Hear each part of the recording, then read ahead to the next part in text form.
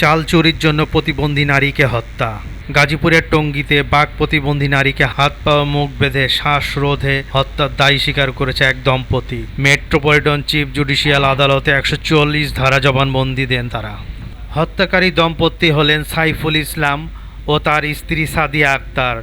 তারা ব্রাহ্মণবাড়িয়ার বিজয়নগর উপজেলার নিন্দারাবাদ এলাকার বাসিন্দা। তবে টঙ্গীর গাজীবাড়ি পুকুরপাড় এলাকায় তারা বাসা ভাড়া নিয়ে থাকতেন।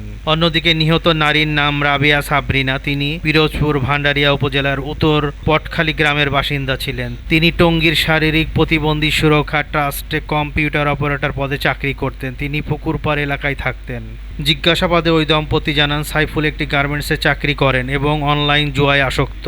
তার 2 মাসের বাড়ি ভাড়া বাকি থাকায় সাদিয়া ইসলাম আক্তারের সঙ্গে প্রায় ঝগড়া বিবাদ হতো।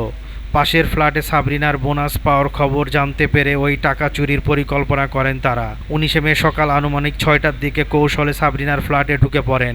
এক পর্যায়ে হাত পা ও মুখ বেঁধে তাকে শ্বাসরোধে হত্যা করা হয়। পরে সাবরিনার ব্যাগ থেকে 1250 টাকা ও 2 কেজি চাল নিয়ে পালিয়ে যান তারা। মৃত্যুর কিছুদিন আগে তার একটি মুঠোফোনও চুরি হয়। সেই মুঠোফোনের সূত্র ধরে পাশের ফ্ল্যাটের ভাড়াটিয়া স্বামী স্ত্রীকে গ্রেপ্তার করে জিজ্ঞাসাবাদ করা হয়। পরে তার হত্যার দায় স্বীকার করেন। প্রতিবেদন দৈনিক আর নিউজ, ঢাকা।